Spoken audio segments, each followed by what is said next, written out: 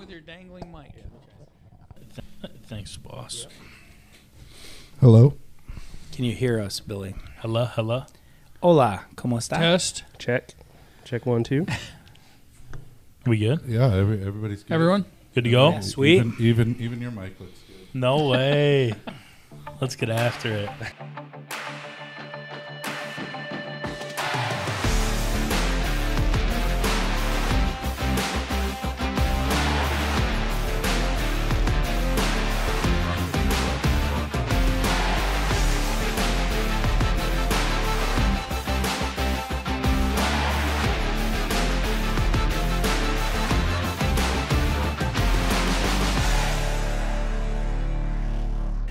Welcome back to the CatchMark SportsNet podcast, and we are in episode 12 today. Holy episode cow. 12. I'm your host, Zach Swaggle, joined here by fellow colleagues Scott DeCamp Good morning. and Brent Rath. Good morning. Today we have a pretty special guest, and Montague's golf coach, Phil Kerr. Welcome, Phil. Thanks for having me. State championship golf Yeah. course, I might add. Two times. Two times. You were quick on that one, Phil. You were quick.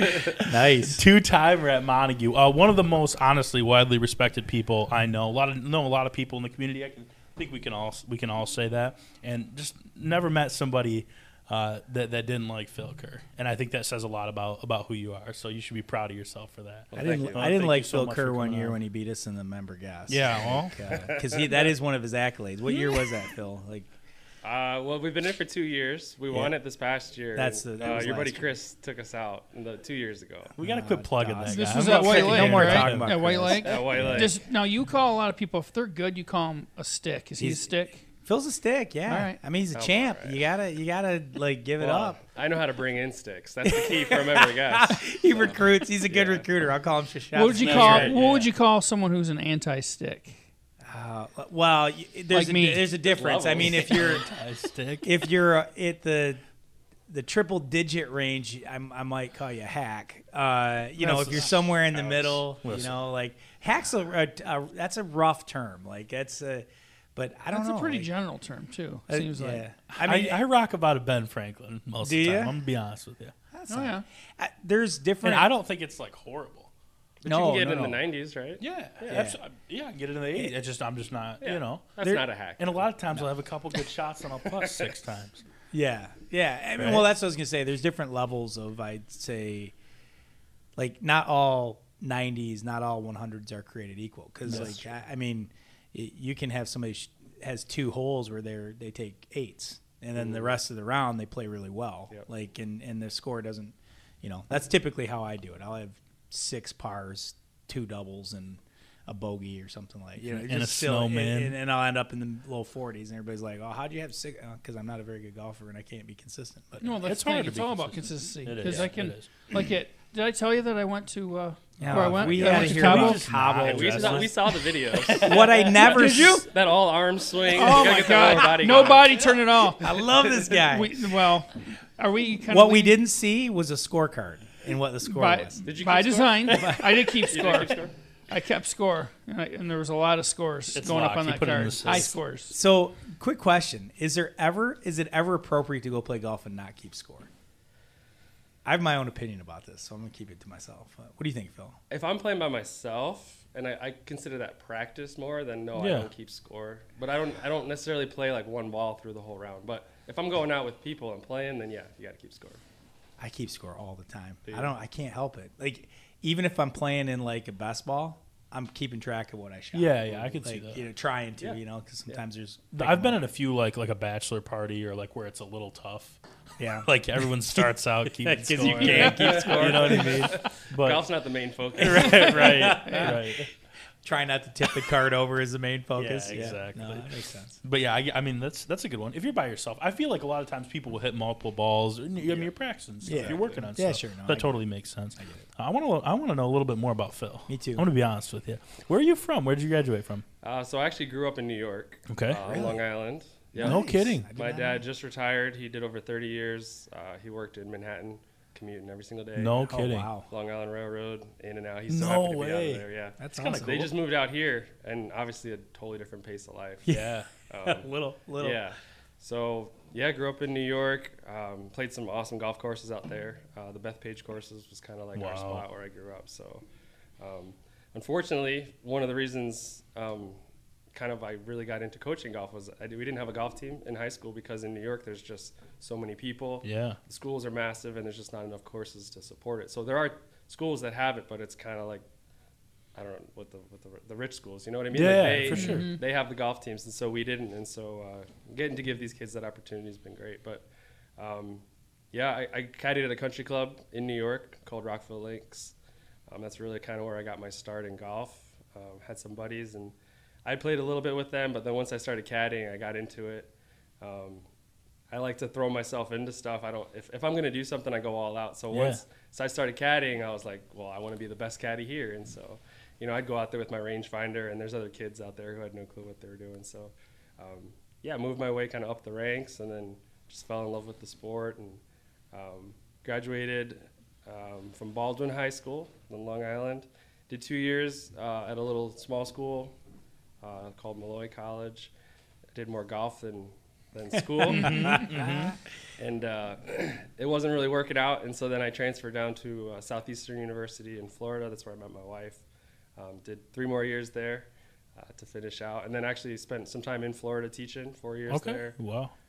Did some coaching, not golf, but coached down there a little bit, and that kind of got me hungry for that side of things. For sure. Yep, and then moved up here in 2012. How did you get here? Like what drew you to So this my area? wife's from here. She graduated from Orchard View. Oh, okay. Yep. And we were both education majors, real small school. Southeastern is just a little private Christian school. Mm-hmm. And so we had tons of education classes together. So that just happened. And then we both taught for a couple years. And then that, I'm sure as you guys, we talked about, Cater coming back, and, it's a common theme. Yeah, for sure. Me too. Absolutely. Absolutely. That pull to come back to the West Michigan area was big for her. And I'd come back a couple times in the summer and thought it was great. Yeah, and then, right. Went through my first winter, and I was like, I did not sign up for this. Especially after being in Florida. Yeah. Well, when did you say you came to 2012? 2012. So I just missed that spring that everybody talks about. Yeah. Oh, my gosh. You hit some good. There was 2 years there, though, where it was – because we moved back here in 11. I want to say 12 and 13 were 2 of the worst winters that I can remember. Yeah, it was brutal. And again, coming from Florida, being a golfer, golfing year-round, man, it was tough. Are you used to it, or do you still miss it? I am used to it now. Well, and growing up in New York, we had winters. Right. It wasn't that different. We get more snow here than New York did, but I was used to it. But there was a reason I went to Florida. Yeah, for sure. No, but I've fallen in love, especially since we've moved up to the White Lake area. I don't see myself ever leaving. It's awesome. That's cool. So you mentioned sports. Like, was golf the only sport you played in school, or were you a multi-sport athlete? Like, what did that look like? Baseball was my main sport. Really? Wow. Yep. Interesting. I played varsity baseball. I was kind of like the utility man. I played all over, third base, first base, outfield. I saw some pitched a picture of little you bit on like JV. Facebook about running cross country or something. Not running. I coached cross country. You coached? No kidding. Yeah. So when I was in Florida, my second year teaching, I kind of was getting that pull to coach something. I really wanted to coach. Just loved sports. I'm a sports addict. Watched sports all weekend long. And so I was like, hey, this would be great. Loved teaching, so let's move into the coaching thing. And so there was like I was in the middle school at the time, and middle school assistant track position. So I was like, hey, I don't know anything about this, but they're always just looking for people to help out. Yep. So did that and just helped out. Didn't know what I was doing. And then the next year, I got a job out of high school. And part of in the interview, I was just going for the math position, and I guess their track position had just opened up, varsity track position. And the principal was like, I could tell he was just looking to fill that spot. And he's like, oh, look, you coach track. Like, if we give you this job, will you take the track position? And I could tell it was kind of like, this is the only way you're getting this job. You say yes. So I was like, absolutely, fake it till you make it kind of thing. Yeah, right, absolutely. Yeah. And so I was nervous about that because I never ran track, I never ran cross or anything like that. But what worked out was the cross country team, which was phenomenal at that school. The coach kind of took me under the wing and was like, hey, I need an assistant this fall. So cross country was in the fall there. I guess similar to it is here. Yeah. And so I learned a lot about distance running, being the assistant cross country coach. And they were like a top 10 in the state team, so they were really good. And got to know a lot of the players and stuff like that. And then just recruited my butt off for the track team. And we actually were really good We won the first conference and district championship. Wow. And I was just faking it, man. I mean, I didn't know anything about it. Well, hey. But I mean, I put my time in. Like I Right. said, when I jump into something, I want to be the best. Yeah. And so I bought books, and like I spent all winter reading about track and how to train these kids and stuff like that. So, you know, I put the time Was the in. internet not around, Phil? Or? I don't know. But I was I'm just reading giving books. you a hard time. Yeah. So be honest, when you're at Thoroughbred, you know, early in the season, you say the girls are going to walk the course for conditioning. Yeah. They're running. You're making them run the No, course. no, aren't you? It's a cross meet. Cross That's with funny. their sticks on the back. Gabby Moreau would have quit 3 years ago. I had to make her run. That's For sure. So you were in Florida. Yeah. You started coaching, you know, a different sport. Yeah. And then the next place you come is up here, correct? Yeah. And it actually is funny, right before we left, because golf has always been my love. Yeah. And honestly, the sport I'm best at. I was good baseball player, but much better golfer than baseball player.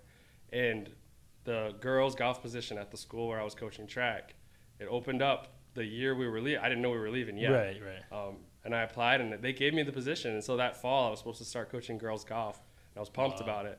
And then that summer, though, we took a trip up to Michigan, and both of her brothers had been living in Florida with us. They had moved up here. And things just moved really, really fast. And so I had just taken that position, and I had to resign it. And I was really bummed about that because I was excited about coaching golf. I knew that was going to be a big thing for me. I was like, hey, if I had this much success coaching a sport that I knew nothing about, like, let's get into golf and just crush it. So I was bummed about that, but then eventually the opportunity at Montague came up. So Can you anyone inquired about you coaching the Detroit Lions or no? Yeah. hey, they won yesterday. Yeah, they did. They got to win. They Quit bagging on them, Scott. We got to take they that. threw win. away the first pick in the draft, though. I don't know. Yeah, Well, right. but- I don't know if it was worth it. In Lions fashion, but my reasoning on that is they would find a way to mess up the first, the second, whatever pick they have anyway. So Yeah. it doesn't matter. That's true. I'm sure. But about baseball and golf, how different are the swings? Like if you were going to teach them, and what do you see the difference? Because I've heard people, well, if I golf, it's going to mess up my baseball swing and vice versa. Yeah, they do work opposite of each other. We deal with it heavily. I mean, most of our girls come from softball backgrounds, and so you're always fighting that. Gabby, especially in the summers leading in, she does a lot of softball. And so, you know, softball, they open up their hips real early.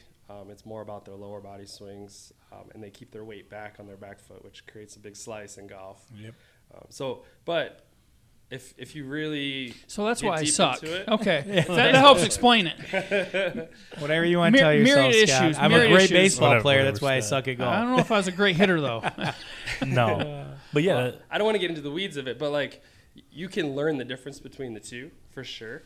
And Gabby's a great example of that. She's been a great softball and a great golfer at the same time. So as long as you can separate the two knowledge base wise, it's doable. But there's definitely always that fear, especially I know when I was coaching the boys, we had a couple of boys like Asher that would play both ways, play golf, and there was always that worry and that fear that one was going to mess up the other. So Well, yeah, but on the coaching thing, it's about managing personalities, egos, etc.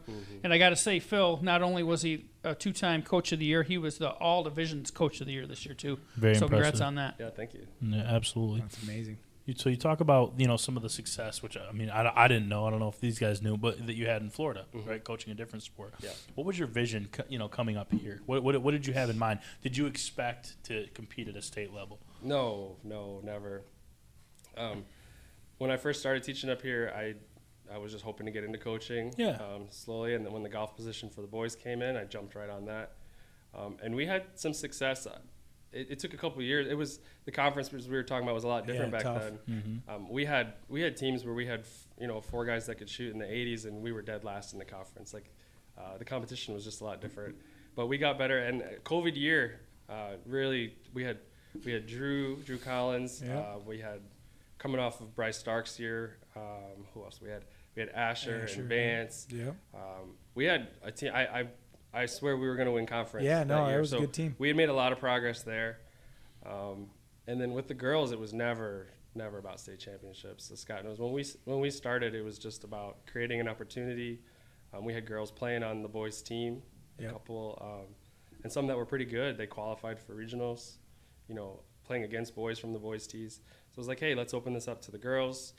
And selfishly, for me, I was like, hey, I get to coach golf 2 seasons now because one's in the fall, one's in the spring.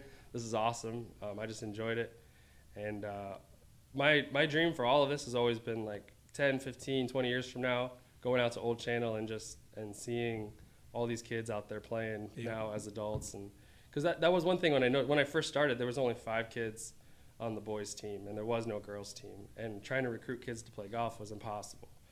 And I know there's a lot of great golf history in Montague. Yeah, there is. But for whatever reason, 2013, 14, when I started there just was no interest in golf. So my main goal was just growing that, because I love the game so much. I love the social aspect of it, Yep.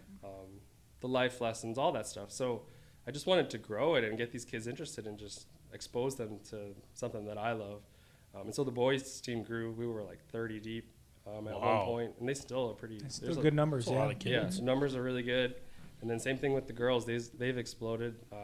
We've had between 20 and 30 girls the last couple of years. So that was always my main goal. The success kind of just happened. That was never my vision. To That's be honest. awesome. That's super cool, for sure. Yeah. Speaking of success, two of the girls, specifically Mackenzie and Ori, were at the West Michigan Conference Player of the Year banquet on Saturday, which you attended as well. What did you think of that? I thought it was a great time. I think any time to recognize kids is always a good thing. I thought Brent put on a good show up there. He puts on a good show, all right. Yeah, right. No, he did a nice job. I thought it was really. I think it's a cool opportunity to get kids from other teams and other schools as well, right? Like we talk a lot about Whitehall and Montague just because that's where we're from. But some of these talented athletes that might not get recognized as often, it's cool to see those kids. Yeah. And, well, I had some questions, too. You guys obviously plan to do this going forward, but we got the conference expansion coming up. Is that going to change anything? Or? Yeah, I mean, it has to, right? It's going to – part of our – I think as we looked at this, slow growth, right? Mm-hmm. Like, I mean, I think we would love to – I mean, if we were – if money and time was not a hurdle, we'd love to cover everybody in the area. Everybody in West Michigan, but we had to really take a look at what could we reasonably do from a budget and a time perspective. And so we looked at the conference, and part of that was strategic. We knew the conference was going to grow, and so expanding our coverage to be able to cover some of that stuff, and then trying to figure out how do we pay for all of it as well. So yeah, it will change a little bit heading into next year, and that was kind of by design, wouldn't you say, guys? Yeah, absolutely. It'll be hard to get to everything still. I mean, with the conference being bigger, we might have a more of a divisional focus. I don't know if they've got names yet for those. I know they're working on it. Yeah, I knew Jay sent something out at Montague, at least all the athletes, and we're asking about it. So, we may focus more on the Montague Whitehall division to start, but then we have our key matchups that we could look at in that other division too. But the goal would be to continue to expand this, right? But we just got to do it in a smart way too. So that's a good question. Yeah. Yeah, definitely. Did that answer your question? Yeah. Okay. It's going to be interesting to see how it goes. Well, I'm guessing there'll be some pivoting that goes on. What are the things that you take the most value from our site? Ooh, that's a good question. Yeah, like be it just the routine coverage with the stories, or do you like the videos, like the shows, like such as the podcast? Do you like the coaches' interviews? I love the podcast. And the First and 10, is that what you call it? Yeah, the weekly football show. Power Hour, that's right. Power Hour, yeah. Yeah, all that stuff. More of the interviews and the video. Some of the articles you've done, like you did with us, that have it's more than just the written article. Good. I think you're breaking into I don't know what you would say, just an area that was not being exposed before. So good. Yeah, and I know the kids love all the interviews with all the senior kids or on the varsity kids.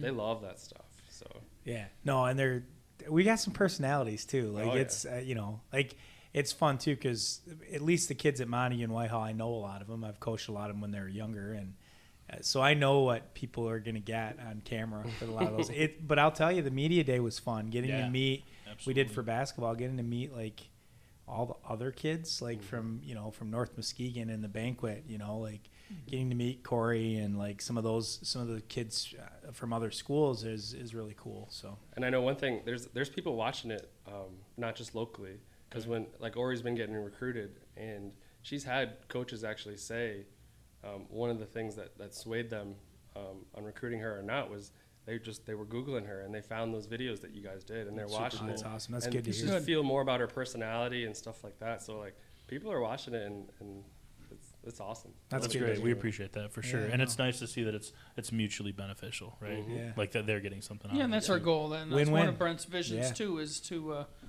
obviously we're a business, but at the same time we want to give back as much as we Yeah. can to the community. Yeah. By community, we mean not just White Lake, but Muskegon Yeah. area in general, West Michigan in general. Yeah, the tricky part's always not growing too fast. And hopefully, people can be patient with us and understand. Like we have to find a way to pay for all this too, so we can't get too big too fast and flame out, right? Like that's we want to make sure we're doing this in a steady way. So For sure. that's good. You mentioned, we just talked about the new conference, right? Like what it's going to look like Yeah. next year. How do you think that'll impact like your girls specifically? Yeah, for girls golf, it's going to change things big time. So we haven't had conference play before. Yeah. It's just been Whitehall, Montague, and North Muskegon from the conference, and so there wasn't enough teams to declare a conference champion or anything like that. So you could play dual meets and things like that, but we never had actual conference play. And so now with we'll have Manistee coming in, and Ludington, and Fremont, and all these schools, Holton, that have girls golf teams. So from what I've seen, there's going to be 8 teams, Yep. and we're going to actually have, similar to what the boys do, we'll have jamborees, and then girls can be named all conference. That's We awesome. can win a conference championship. So I'm pumped about that. Yeah, The super the only exciting. downside for us is the last couple of years we've developed these crazy schedules where we've traveled all over, and we've played in, because you can only have 16 events for Yeah. golf, and so we've played in 16 big time invitationals, which really prepped us for state and stuff like that. So we'll have to drop a couple of those. But to be honest, like I'm really looking forward to just competing for another championship. For sure. And if like being realistic, like a state championship is not, it can't be the goal every year. Right. You know, coming off these last 2 years, it feels like, oh, like that, we can do it every year. But, Yep. you know, there's going to be plenty of years where that's not realistic. And having conference and GMA and regionals and other things to really to work for and for the girls to find value in and be like, man, I'm all conference. Like maybe I'm not all state, but all conference. Get all that That's recognition good. for all Absolutely. the girls. So Yeah, I'm I've excited. I've always said that with football too. Like we've been so spoiled in some ways that like with those sports that you can almost start to like, you know, like last year we won a district title in football. That's good. You know, we won a conference title. That's good. And I think that like if you can compete for the conference title every year, that's good coaching. That's a good program. You're going to have those special athletes once every 5 or 10 years, let's say, where you can make a good run. But yeah, I think that's hard for people sometimes. Like you're almost a victim of your own success, right? Phil, you come in and you first 5-10 years you drop 2 state titles. Like what's Phil gonna do next? Set Like the you bar. know, like it's tricky. So I've been trying to ease everybody's expectations down. Yeah, right. Phil's like backing off now. The bar's as high as it's going to go. Oh yeah, for sure. Aside from golf, we've talked a lot about golf so far. What are your hobbies? Obviously, you have a young family, you know, that you like to spend time with. But aside from those things, Golf's pretty much my life. I'll be honest. Yeah, absolutely. I mean, I'm a big sports fan, and so I spent all weekend watching football, and Who are your teams? so I'm still partial to my New York teams, which is embarrassing nowadays. New York sports are just in the drain. So Giants fan, Yankees fan, Islanders. Growing up on Long Island. That's cool. But I play, you know, fantasy football and do all that stuff. So even when the Giants are down, you know, loving all that stuff. Watch a ton of golf, play a lot of golf, coach golf. Now it's just become year round. My kids, they're playing golf. Yeah, I do a little bit of hunting in the fall, but to be honest, besides that, it's golf 24/7. Golf's the I life. seen Phil out at White Lake with the kids and the wife, and Is that where I've you- been there. I've been like it's fun. Is that where you take the kids a lot? Yeah, White Lake? yeah, and White Lake's great for that because Oh, yeah. there's Phenomenal. no one pushing you. Like Yeah. you can really just relax out there. And yeah, and I'm pumped. It's like down the road, as long as I don't burn them out. you That's know, right. Getting the young kids playing competitive golf when they're older, like I'm looking forward to that. So Yeah, well, as long as they're enjoying it, exactly. right? Like That's tough as a dad and a coach to Oh, try and separate that. He knows that. Yeah. You know that. yeah, it You're the is. son It's of a hard. coach. It can be hard for sure. Yeah. But yeah, as long as that's the easy thing, right? As long as they're enjoying it, you can tell. Yeah, no, I can tell you from experience, like the last few years, both Connor and Owen have really gotten into it, and being able to go out and play with them. You know, those two, my 2 boys and my dad, and then, you know, we have a summer thing with Brian Syberry, who works here, and Brian's been a friend of mine for years, and you know, competitive in golf. So now him and Connor are a team, Owen and I are a team, and we go out like probably 3-4 times a summer and like We'll Stableford it up. We'll do some little stroke play. And Yeah. just for the record, Owen and I are only lost once. I won't say undefeated, but we've owned the last 4 or 5 matches. Connor and Brian will get upset about that. Not that anybody's keeping track. Not that anybody's keeping track, but yeah, no. You mentioned you watched a lot of golf. Well, I guess, Brent, I know you do too. You guys both have. Yeah, I do. I didn't watch the event this weekend. Phil already asked me about it. Yeah, this weekend was yeah. awesome. I don't know if anybody else watched it. I didn't see Well, it. first of all, it's in Hawaii this time of year, and so Not Cabo, Scott, but Hawaii. Well, close enough. So just sitting on the so couch, looking outside of the snow, and looking at the ocean and stuff, like it's pretty sweet. But it was John Rahm and Cam Smith, and they both just went off. The final, I think it was 34 under. Wow. Like it was a new record. It was just really wet out there, and there was no wind, So which is everything was unusual holding for in, Hawaii. yeah. So they were just, I mean, it was just birdie. So it was awesome. Those guys are amazing.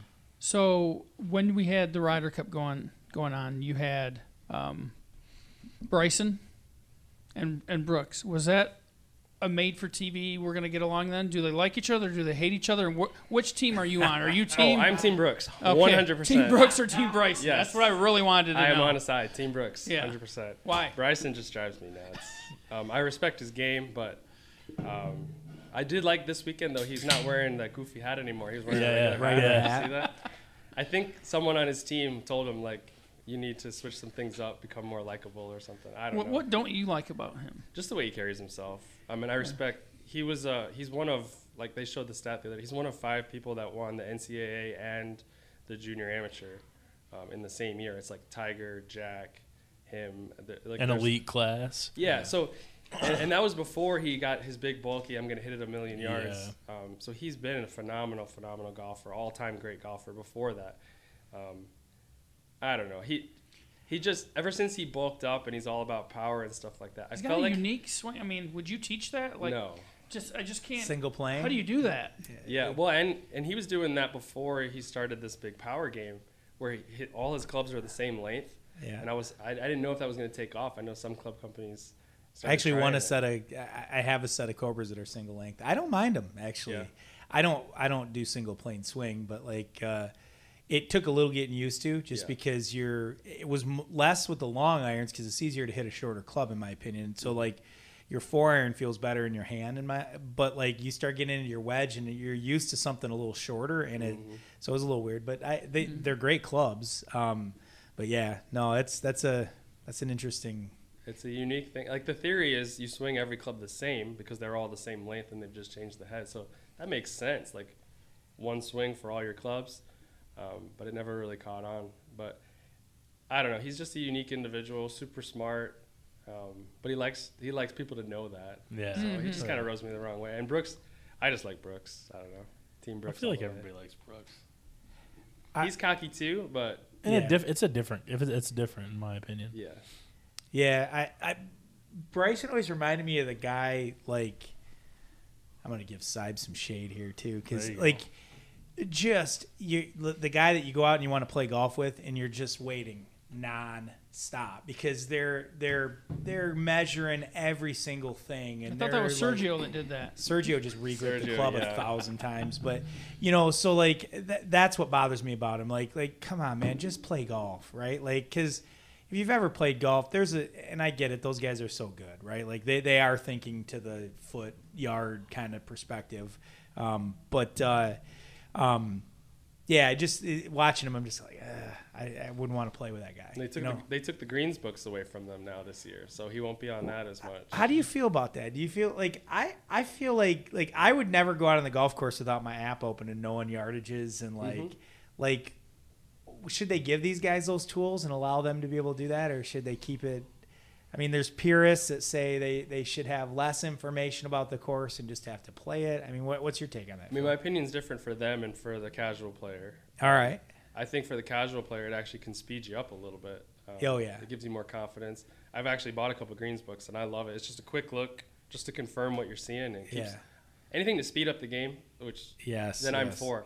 But like I think with the pros, they're so good, and I think competing at the highest level, like part of their skill should be reading greens, and so to kind of give some of that information away, I like that they took it away from them. Yeah. When I'm playing, I'm not so much worried about what I'm seeing as about what I'm doing. Yeah, well, yeah. Like, gosh, that's terrible. I can know. I know where what I in need the to do, green but I I need can't to do hit it. Yeah. How do you get it there? How do you do it? That's the question. Have you watched anything like you talk about single plane swing? Mo Norman. Have you watched? There's some good YouTube videos on Mo Norman. He's a Canadian pro, pretty famous for his ball striking, and he's kind of like the first guy that they talked about. Like he talked about a single plane swing, and there's a YouTube video out there where he hits about 60 balls from about 110 yards, and all 60 are within like 3 feet. And it was just amazing. The guy had some personal problems, and really, like, he did play in the PGA, but not a lot. But a lot of guys will call him like the greatest ball striker ever. It's pretty crazy. If you get a chance, take a look. Yeah, and some of that's like Steve Stricker, one of the best wedge players ever. Yeah, same thing. He doesn't break his wrist. There's a lot of truth to it, obviously. Yeah. But if you already have a swing, to try and all of a sudden switch to that is pretty tough. You know, and I've always been a fan of like in basketball too, right? Like there's people who are purists about where your hands are and how you're going to shoot. It's always to me about the release, right? Like if you're in the right position at release and you're doing the right thing there, you can argue about how efficient it is or how quickly to get there, but the ball's going to usually go in, and you can look. There's all kinds of different ways people shoot, and they're good shooters, you know. I feel the same way about the golf swing somewhat. Like if you're square at impact and you got good club head speed, I don't care how you got there as long as you know. And most of the time though, it's just practice, right? Like you practice to get there. But I don't know. Yeah, interesting. Yeah, I think as someone who's really in a lot more of like the golf teaching side of things now than I was, 10 years ago. They've become a lot more open to different swings. I know it used to be like, this is how you do it, like, and you tried to fit everybody into a mold, and you look at these guys on tour, and like even the guys they had with Cam Smith and Bryson, and John Rahm, and then Berger was out there, and they all have such unique swings, and they're all amazing golfers. So there's a lot of truth in some of the older guys, Furyk, Couples had a kind of not a tradition, like it's about getting back to contact. But and for coaching wise, that's one thing I've really tried to come around on, is like not try and give all these kids the cookie cutter swing. Like they're all going to do what they do, and obviously you want to help them get towards square at impact and all those important things. But What's the coolest like PGA event you've attended? Coolest one. I've been to a couple U.S. Opens. I have a trip. We go to the Players trip. Players for the last like 10 years maybe. You ever been to the Masters? Never been to the Masters. I know. I put in every year and never win. Rick Blau has been to the Masters. Oh, really? He brought me a shirt back. I was like, you could have took me. The Masters would be sweet. That's the dream, for sure. Would you rather go during competition or during the practice round? Because I've heard a lot of people practice round. We went to the practice rounds for the Ryder Cup this year. That was a mistake. If you ever go to a Ryder Cup, go to the competitions, and there's a specific reason for that. One is there's just not in a normal practice round like for the Masters, or every hole's filled, and there's golfer. You can go anywhere. The Ryder Cup was a little different with the practice round because there's only a certain amount of groups out, and so everybody was crowded around those 4 or 5 groups. And if I could go back and do it again, I'd go to the regular rounds for the Ryder Cup because it's just wild, right? Like, and you're going to watch the competition. That's the main attraction. Right. The Masters, I just want to go. I'd go there when nobody's there. That's why. Yeah. So I've been to a few different PGA events, and I always at least go one practice round day because we used to go to the Buick every year. I lived on the east side of the state. You'd get up there and you get experiences with golf. Golf is one of those sports where you're like right there. Like I talked to Phil Mickelson at a tee box, and he's talking to me about what he should hit, and you're just so close. When you're at a practice round, you just have way more access to them. And so I would. And they're more comfortable, Oh yeah, because they're not. Yeah, yep. That's another good point. Still amazing though. Yeah, for sure. That's pretty cool. Yeah. So you've been to quite a few PGA events. What U.S. Opens did you go to?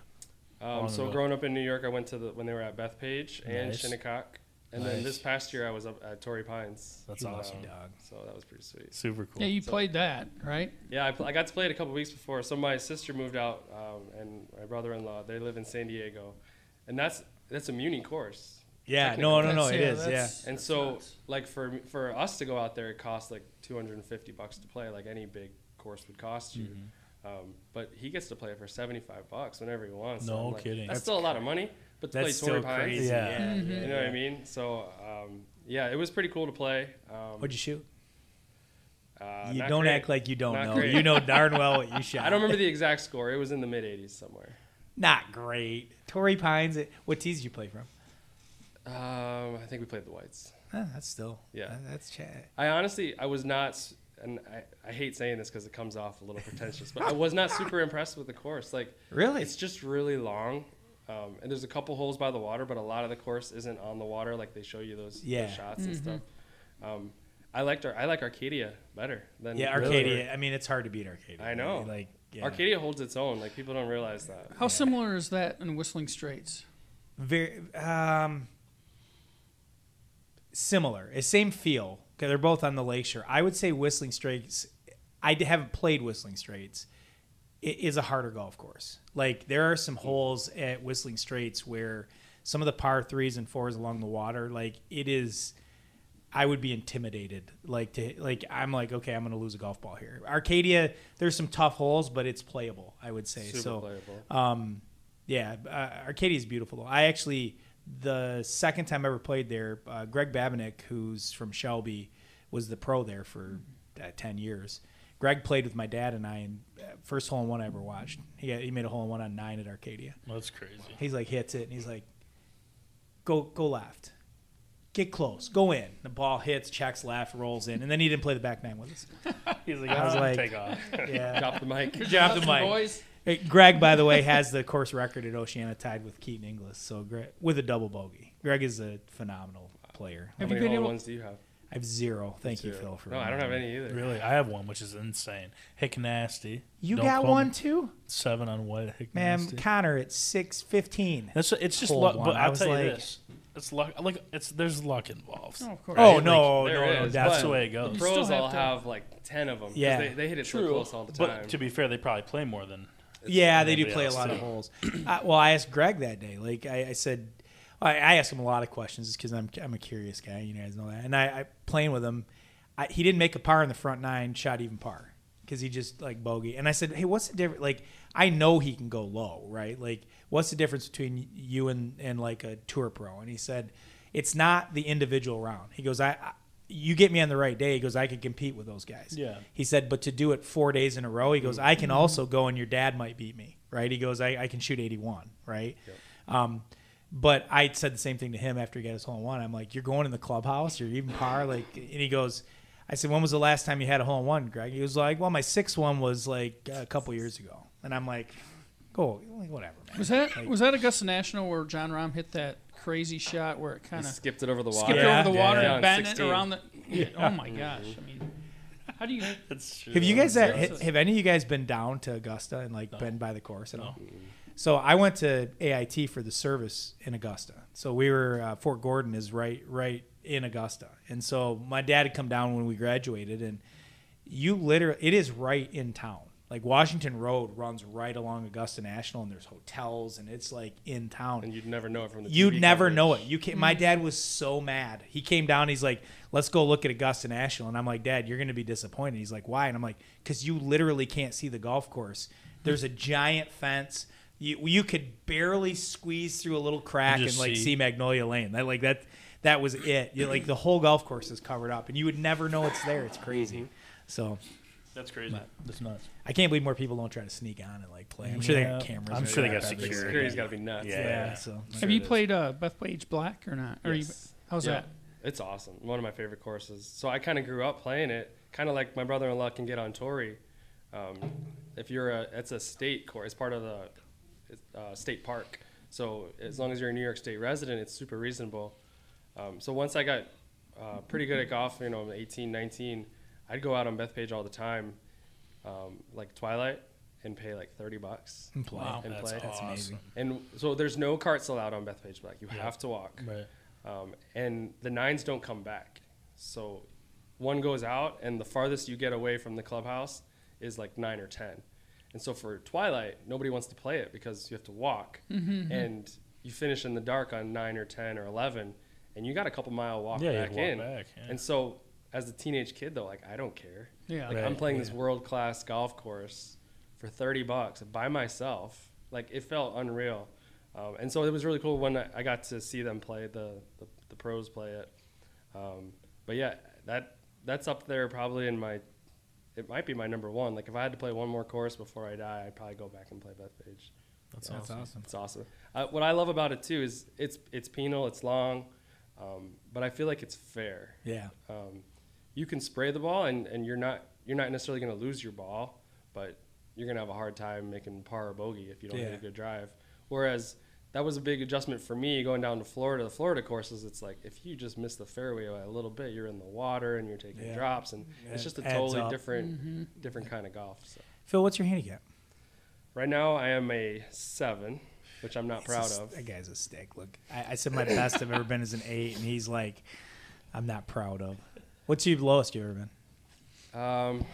I think I was like a 2 or a 3 at one point when I Nice. was like 19, 20 years old. That's pretty good. Yeah. Yeah. I like every golfer, I'd love to be lower. I've shot some good scores, like What's your lowest score ever? 68 at Old Channel. Ooh, you busting it. So I'm going to mention Chris Dawson again. Chris has never been in the 60s. Really? He had, I believe, Chris is going to crucify me if that's not true, but I'm pretty sure he had a couple opportunities and messed it up. Choked him? And choked him away. So When he beat us in the member guest, he had to be close because he went off on us. he was real close. I think he shot 70, Yeah. 70 or 71. Yeah, like He put some eagles on us down the Dude, stretch. Chris It is- was rough. You want it, the funny story about Chris is that when we were sophomores in high school, he was about 5'7", and he told me he was going to be 6'2", and He's I a was big like, dude. I laughed at him, Phil. I was like, yeah, right. Come on. By the time we were seniors, he was like 6'4". But no, Chris is a good stick. Yeah, we were up on them. We had to be up 4 or 5 points, Stableford, going into 12. And I think the writing was on the wall. Was it Look- Chris and Matt or Chris and Rick? Rick. Rick, yeah. And so 12 is the one that runs along the road over Yeah. the water. Did he knock And it he down? was kind of on that spot, like, if we're not going to do it now, he even said it. He's like, let's just go for it. Yeah, and he knocked it on there, and he made eagle. Did he hit driver? Or did he hit? Sometimes he's got like a 2-iron that he'll hit. I think he hit driver. Did he? Yeah. And he was playing, because I don't know what his handicap's probably a 2 or a 3. He's a 2 or 3. But at White Lake, that comes down to like a +1 Yeah, or whatever. So yeah. he had to give strokes. So on 15, coming down the stretch, he had to give a stroke. And in Stableford, in the member guest, if you make a bogey, you don't get any points. It's just pars and stuff. So if he parred the hole, that would be a net bogey for him because he had to actually give us strokes. But of course, he birdied it. Yeah. He just Chris is a stick. He can get you. Just for the record, I have beat him numerous times. The last time, though, I will tell you my strategy is I keep my mouth shut. When we played at White Lake, it was a couple years ago before the member guest. We played in a practice round, and I knew I was ahead of him, and he didn't. And so he wasn't playing great, but he always has this way of holing out or doing something stupid. But at 16, I knew I was up like a couple strokes. I kept my mouth shut. 16, 17. We're standing in the fairway on 18, about 150 yards out. I hit a good tee shot, and he goes, I see him walk over to his cart, and he goes, "You're ahead of me by 2, aren't you?" And I'm like, "No." And he's like, "Yeah, you are." And I'm like, "Yeah, I am." And he goes, "What are you going to do here?" I'm like, "Make bogey and take my win." And he goes, "You're playing for bogey." I'm like, "I'm playing for win, Chris." Yeah, I've got him. He didn't play well for Chris. I think I shot 80 to beat him. He shot 81 or something. Yeah, I did make bogey. He made par, right? So, yeah, Chris is pretty good. I've never seen his partner Rick more mad than the year that Matt and Chris came back from 12 points down and just blazed it on the second day at that tournament. And Matt came in at a 10 handicap. Matt can get rolling, but he doesn't play a lot of golf. And oh my gosh, Rick wouldn't talk to him. He's like, "I'm out." Well, Rick was the one that put the final dagger. Yeah, in. Rick can get you too. He was getting a stroke on 18, and he was just short, and he ended up rolling it in from off the green for a net eagle, and then that was the end of us. Yeah, that's tough. But That's a great event to play in, that though. event. Love it. Luck of the draw. Yeah, so That's the way it goes. What's your favorite course in Michigan around here? Around here, I'm a big Stonegate fan. Okay. Stonegate's great. That is great. In terms of Michigan, Arcadia, obviously. Yep. Love that course. I honestly have not been able to travel around Michigan and play as much as I'd like to. What are some other really nice courses? There's got to be some maybe treetops. There's a couple over the You east You side of played the Eagle state, Eye or right? not? No. Yeah, if you get a chance, go play 3 tops. Yeah. That's it's a fun, like, if you love golf, that's something. Is there any in the UP? I don't. Yeah, I've I've not. heard Grey Walls is amazing. I've never played at a golf course in the UP, believe it or not. Like, I just have never been up there. I've played it right at the, like, in Mackinac area. I've played some golf courses, but never over the bridge. Interesting. I'm sure there's some great golf courses up there, though. So For sure. Pilgrim's Run. Yeah. Love Yeah. Pilgrim's Run. What do they call it now? The one in Grand Haven. American Dunes. American Dunes, I played yes. American Dunes. That's awesome. Yeah. Yep. Expensive. Did you though. play that from the tips? No. I don't play from the tips anymore. gosh, I got to hear it from my kids all the time. Connor's already out there. He's on the hey, I'm 20 yards farther than I was last year, Dad. And I'm like, I'm probably 20 yards shorter, but you know what I can do? Chip and putt, bud. Yeah. You know, like, Exactly. That's right. No, my days of like the vanity handicap and like playing from the tips all the time. I mean, that was me in my 20s. Yeah. You know, I wanted to tell everybody my handicap and I wanted to play from the tips. And those You're a days little more humble now? Oh yeah. Like I want the real handicap so I can get all my strokes. Yeah, and I'll play from the right tees. So yeah, absolutely. Good stuff. Yeah. What are some personal and professional goals that you have for the future? Obviously, you're coming off a couple state championships in yourself, and personally, you've been dealing with a cancer battle, Sure. which has recently become public. You know, and you've talked a lot. You know, enough about that to share. What are some goals for you and your family moving forward in that regard? And again, and also the professional. Yeah, definitely looking forward to putting the cancer behind us. For sure. We're about 5 months into that fight now, and from what the doctors say, we're probably about halfway. Okay. So I'm hoping this summer to just, get past it. I'm really proud of my kids and my wife. They've handled it all Phil, how old are your Absolutely. kids? tremendously. I know My they're- son is 8 and Ella is 5. Oh, that's great ages. Yeah. That's fun. Yeah, it's funny because we just like hung some new pictures up on the wall, and I still had hair and a beard and stuff like that. And I remember that was one of the first things we told him. We were like, hey, Daddy's gonna lose his hair and all this stuff, and he's gonna look kind of funny. And that was the part that upset them the most about anything. His They're like, losing the hair. You're gonna look weird. Like, but now they're like that. Now they're like, when you grow your hair back, you're gonna look weird. They're used to me now. So Yeah, right. that's fun. And they both love golf. They do now. That's awesome. Right now. Right now. I think about 2 years ago, I almost burnt Phil out. I was really pushing Yeah. hard, and so I backed off a lot. Yeah. Yeah, That's he tough loved it. to He's do, really though, good. isn't it? Like if you love it, and like Oh. same thing with my kids. Like I had them out there really young, and like my dad just kept saying, he's like, you can't push them too hard. Like Yeah, you can't make somebody You gotta love something they gotta like that. have It's hard. fun. It's and, hard. And really, like it's really only been the last few years, and I would say a tribute to the Montague golf coaches. Like they've really got the bug, and it's been pretty fun to see. And that's So, awesome. And that, like yeah. I said before, that's always our main goal, is just Yeah. to get these kids into it. My favorite memories from childhood is playing golf with my parents on Sunday Yeah. afternoons. Yeah. Every Sunday after church, we get some lunch, and then we'd head out to Bethpage.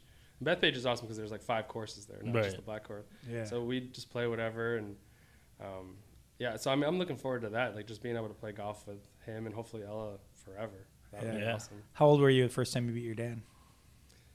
It was pretty much right away. To be honest. You just took him down, huh? Yeah, well, my dad wasn't like a big golfer. Okay. Yeah, the golf thing kind of was my own thing. He played and we played. They got more into it when I got into it. Yeah, that makes sense. My dad's a pretty good player. He shoots in the 90s. Yeah, nice. I don't think he's ever broke 90. He's working on it. Now that he's retired, that's Yeah, they got time. he's like, right? this year I'm doing it. It's a That's goal. how my dad was. But I remember like my first round, I went out, had never really done it, just with my friends, and I think I shot in the 50s or something for 9 holes, just goofing off. And I came home and he didn't believe me. He's like, no, you didn't, no, you didn't, no, you didn't. like, and then yeah. we went out and played, and so I pretty much was kind of starting on Better. level with him, and Yeah. so No, that's I awesome. can't wait till my son beats me though. It's not, Phil, it's not fun. I'm just Oh, gonna, I can't wait. I can't wait. Connor got me last year for the first time, and I played awful golf. But And see, we- yes, you want him to beat you when you're playing your best. Yeah, and he doesn't care when he beats me, just for the record. Like, he just we actually had to stop. It got dark, so we finished on, with 3 holes left, and he had a 4-shot lead, and I was just playing absolutely awful. And he played pretty well. I had to give him credit, but we went back out later.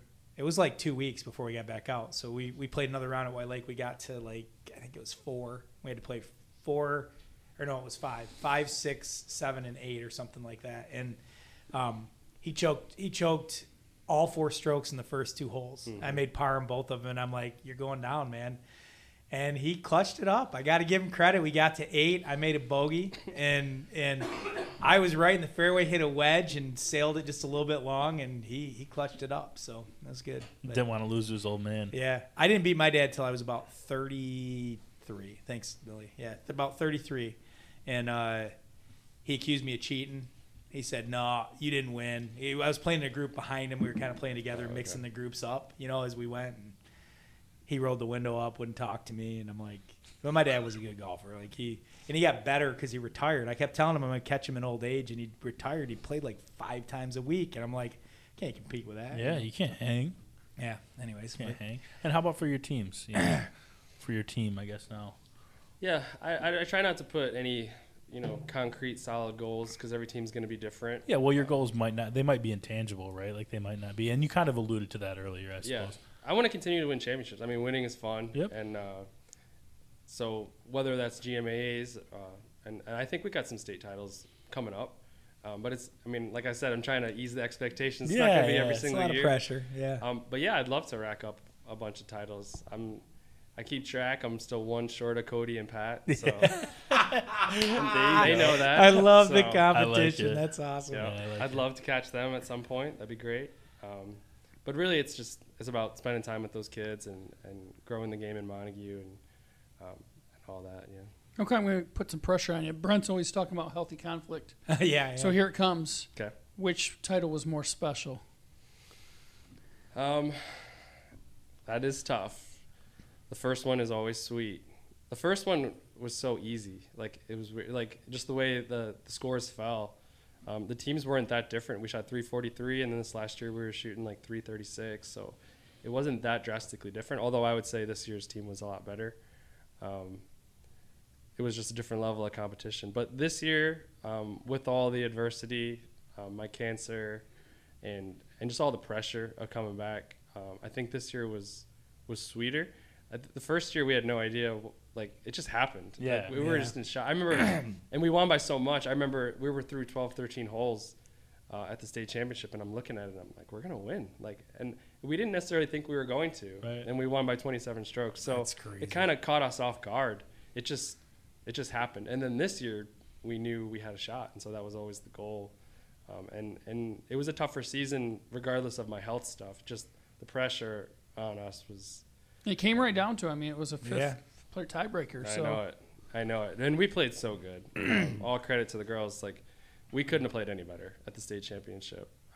If we would have lost, I would have just been like, well, they beat us. Like, there wasn't like, hey, we missed these short putts or anything like that. Like, if anything, we had stuff happen. Like, Ori chipped in for eagle, and Natalie chipped in for par on her second to last hole, and it came down to 1 shot. And it's like, it felt kind of meant to be. But yeah, they just played incredible. That's awesome. So you're gonna miss some seniors next year, though, right? Yeah, 3 all-state seniors going out. Wow. What do you got coming up? We got a lot of girls that were playing on our B team, Yeah. and so they have some experience. I mean, you got Mackenzie back. Yep. So we got Mackenzie and Natalie back. Yep. And so, especially in the local area, I don't know if anybody's going to have a 1-2 punch like that. Yeah, they're gonna be great. Mackenzie's going to be the top player around, I think, and then and Natalie's going to be right there with her. So, and then we've got a lot of seniors again that haven't played up on that Top level. Tier 1 varsity level. But last year we brought our B team to a lot of events, and so they've played against other teams. They played 1-on-1 with like Manistee and Halton and North Muskegon and beat them last year. Wow. Our B team did. Nice. So I think they're ready. I think this year's team's going to be closer to the 2020 team, where we were top heavy. Ori was really killing it. She was first team All-State. Megan Brown was too. And so that's going to kind of be Mac and Natalie up there. And we've got about 4. So we have Lauren Smith, Gianna Raish, Abby Waller, and Brooke Berry coming up. And out of them, if we can get any of them shooting kind of like in 2020 where Gabby was and Mac was, which was like low 90s, I think we can shoot pretty close to what we were doing in 2020. We're not going to be as good as we were last year. Yeah. But in 2020, that level of team won by 27 strokes. So it just depends on the competition. Yeah. One thing you see with great programs too is that leadership mantle, and it's happened, and including, you look at Megan Brown, excuse me. Yeah. Megan Brown, who was an all-stater Yeah. on the year before, and then this year she transitions to assistant coach. Yeah. So, I mean, how big is that leadership piece too? Yeah, well, it's huge, and that's something that I take pride in trying to plant those seeds in the girls. I've really been on Natalie and Mac since the day the championship was over. Like, all right, that's it. Like, those girls are leaving, and we're gonna celebrate and do stuff like that. But I start right away. I was like, this is your team now, and they got to start thinking like that. And I think they're gonna do an awesome job. Natalie's gonna be a senior. Mac's still young. She a sophomore this year? Or? Yeah. Yeah. Yeah. She's only a sophomore. Yeah. She's Wow. gonna be. I thought she was junior. She's gonna be phenomenal by the Wow. time she's Yeah. a senior. She's gonna be competing for individual state Yeah. championships for sure. Yeah. Although the one in D4, the one girl who won it this year was a freshman. She came Yeah. out of nowhere, so Green Hills, I think. she's maybe? gonna be tough. Yeah, Yeah. but Mac's gonna be up there this year for sure. That's good. So you live in Whitehall, correct? Mhm. Have you thought about where your kids are going to play Oh, golf? they're in growing up? Montague for sure. I love it. I Yeah, love it. even their friends come over and they have a Whitehall shirt on. Yeah. And I'm like, you can't bring that shirt in this house. That's the way it goes. That's the way it goes. Oh, that's I've had funny. the honor of going to both schools. Yeah. You know, growing up and Zach straddled the fence. Yeah, and it's fun. It is really fun. It's fun to joke around back and forth. At the end of the day, just a bridge. Oh, absolutely. Yeah. And some of my best relationships, like Greg Boughton, who just retired. Absolutely. Greg's a great I guy. mean, he in the world of coaching and high school golf, he's one of my best friends. So Yeah. it's a fun rivalry. How long did he do it? Like 'cause 50. he. 50 years. I was gonna say he was a coach when I was in school, and that's Mhm. 30 years ago. Like, I know think he would, 50 was always his number. He was. That's crazy. So you've got what, 44 more to go, or something like that? Something like that. Yeah, I don't think I'm ever going to make that one. That's not one of my goals. Not one of my goals. I'd love to do it, through my kids. Yeah. So that's what, maybe another 12 years, and then we'll see what happens after that. Sure. So Phil, you stepped away from the boys. Yep. What was that because of the cancer battle, or was that more strategic and just the amount of time it took from a Yeah. family? 100%. It was just a family thing. The 2 seasons was awesome when we were young and didn't really have kids, or just really, really young kids. Yeah. So I loved it. I miss it. Selfishly, I wish I could still do both Yeah, yeah. seasons. Yeah. But it was just becoming year round. The girls would finish in October, and then by February, the boys, we were trying to get the indoor stuff going. Yeah. So with my own young kids, it was just too much time away. Makes total sense. And to be honest, like now that we've built the girls program into what it is, I mean, we're practically now going year round. My wife's Yeah. getting on me about that now too. Yeah, it's That's becoming a year round thing, and I'm just joking with her. She is 100% support. She loves all these girls. yeah. That's been one of the greatest things is she's taken in a lot of the girls now as family too. Yeah. They all get to know her. So I'm just kidding about that. But yeah, to be honest, to run one of these programs at a level where they're going to win state championships, I'm almost to the point where I don't think you could do both. Yeah, At a level that I you would need agree to with do. you on that. Yeah. Yep. Because you're always kind of cheating one of them. Like when I was doing both, it was like boys season would end and then I'd jump right into the girls, and we'd go all summer. Which I wish the boys were still in the fall, by the way. I was just Totally going to ask separate you that same conversation. thing. Yeah. Like I watch my boys play in the spring, and it's just such lousy golf to start out with. The weather is terrible. The course conditions are terrible. You haven't played. Mhm. Like it's just so hard to do it. And we always played in the fall. You got into some weird weather once in a while. We had a regional where there was a half an inch of snow on the Yeah. ground, but like, But that's the boys did with that all season. yeah, It's yeah. like they it's get the- to regionals, it's the first time they wear shorts. Yeah. yeah, You know what I mean? yeah. And really, it's just the prep. So we start in June with the girls, and it's like there's a whole summer season before we Yeah. start in the fall, and the boys don't get that. So Yeah. that's really tough. But yeah, for the amount of time and energy now that we're putting into just the girls program, I would be ignoring the boys program half the time. Yeah, that makes so sense. I think if you're really going to have, and that's, with Tom and now hopefully Brad coming on, that's the talk is like, let's get both of these programs up to state level competition, and you're not going to be able to do that with one coach. Yeah. So. No, I think you're absolutely right, and I mean you're going to need more assistance too. I think like to get them really going. I think that's awesome, but it's great to see what you've done. I mean and again, I mean I think the girls program can jumpstart the boys program again too. I mean I think it's. Connor plays golf with Ori in the summer, and he doesn't like getting beat by her. I can tell you that. But, and then she doesn't mind beating him. That's like good. she Little competitive so nature. like I think it shows what can be done. So For sure. Yeah. For sure. Well, We're running low on time here, and I know you gotta be on your way. But thank you so much for coming in, Phil. Yeah, I thanks know so we much, guys. Thanks, all Phil. appreciate Great. it. Thank you, It Phil. really This has is been awesome. fun. It's episode 12 of the CatchMark SportsNet podcast. We'll see you guys next time. Thank you. Thanks.